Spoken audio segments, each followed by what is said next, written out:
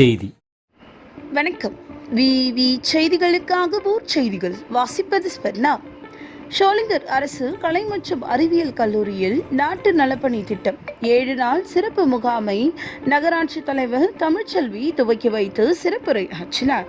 ராணிப்பேட்டை மாவட்டம் ஷோலிங்கர் அரசு கலை மற்றும் அறிவியல் கல்லூரியில் நாட்டு நலப்பணி திட்டம் 7 நாள் சிறப்பு முகாம் துவங்கியது. இந்த சிறப்பு முகாமிற்கு கல்லூரி முதல்வர் பொறுப்பு சுஜாதா தலைமை தாங்கினார். நாட்டு நலப்பணி திட்ட அலுவலர் முனைவர் சேகர் அனைவரையும் வரவேற்றார். பெற்றோர் ஆசிரியர் கழக தலைவர் கோபால், நகராட்சி கவுன்சிலர் அன்பரசு, பெற்றோர் ஆசிரியர் கழக உறுப்பினர் அனிதா ஆகியோர் வாழ்த்துரை வழங்கினார்கள். இந்த நிகழ்ச்சிக்கு சிறப்பு அழைப்பாளராக ஷோலிங்கர் நகராட்சி தலைவர் தமிழ்ச்செல்வி, திமுக தலைமை செயற்குழு உறுப்பினர் அசோகன் ஆகியோர் கலந்து கொண்டு நாட்டு நலப்பணி திட்ட முகாமை துவக்கி வைத்தனர். அப்பொழுது பேசிய அவர், பெற்றோர்களின் கஷ்டங்களை புரிந்து மாணவர்கள் படித்து பெற்றோர்களுக்கும் ஆசிரியர்களுக்கும் பெருமை சேர்க்க வேண்டும்.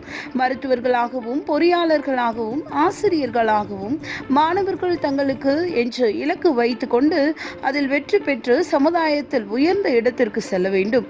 மக்களுக்காக சேவை செய்ய வேண்டும். மாணவர்களுக்காக அரசு பல்வேறு திட்டங்கள் தீட்டி சிறப்பாக செயல்பட்டு வருகிறது. அதனை மாணவர்கள் பயன்படுத்திக் கொள்ள வேண்டும் என பேசினார். அப்பொழுது அலுவலக கண்காணிப்பாளர் அங்கையர் கண்ணி, கௌரவ விரிவுரைவாளர்கள் ராஜவேல், மோகன்ராஜ் மற்றும் மாணவர்கள் கலந்து கொண்டனர். இந்த முகாமில் கருத்தரங்குகள் நடத்துதல், நெகிழி பயன்பாட்டை தவிர்த்துதல், பள்ளி கோவில் வளாகம் தூய்மை செய்தல், சுற்றுப்புற சூழல் விழிப்புணர்வு ஏற்படுத்துதல், நுகர்வோர் விழிப்புணர்வு உண்டாக்குதல், தெருக்கள் சீர் செய்தல், கலை நிகழ்ச்சிகள் நடத்த உள்ளதாக தெரிவித்தனர்.